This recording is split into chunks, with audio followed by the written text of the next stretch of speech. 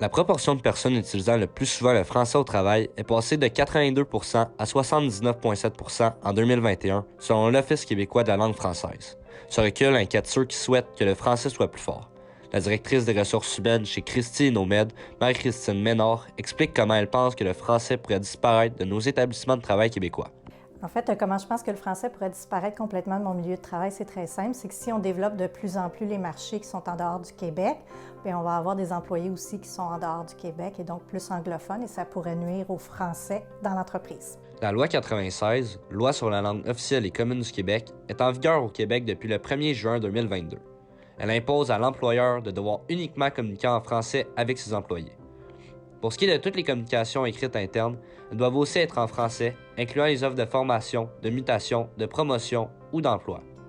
Ces exigences sont souvent perçues comme un défi chez plusieurs personnes dont l'anglais est la langue la mieux maîtrisée. Selon l'agent de projet pour l'organisation de la communauté anglophone de Lanaudière, Conrad Popko, il faudrait savoir coopérer tous ensemble et tenter de surmonter ce défi. Chaque journée, j'ai rentré dans le magasin, n'importe où.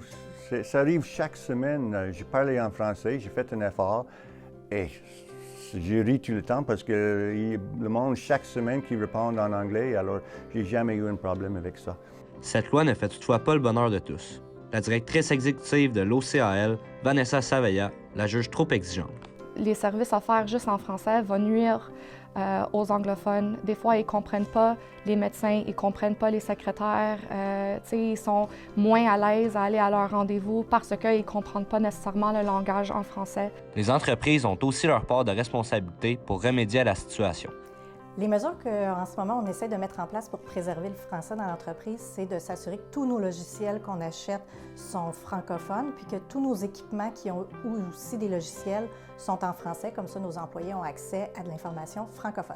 Le gouvernement québécois demeure conscient de l'importance de protéger le français, puisque c'est un élément central de la culture d'ici et qu'il fait partie de notre histoire. Ici Gabriel Rémillard, Au Courant, Terrebonne.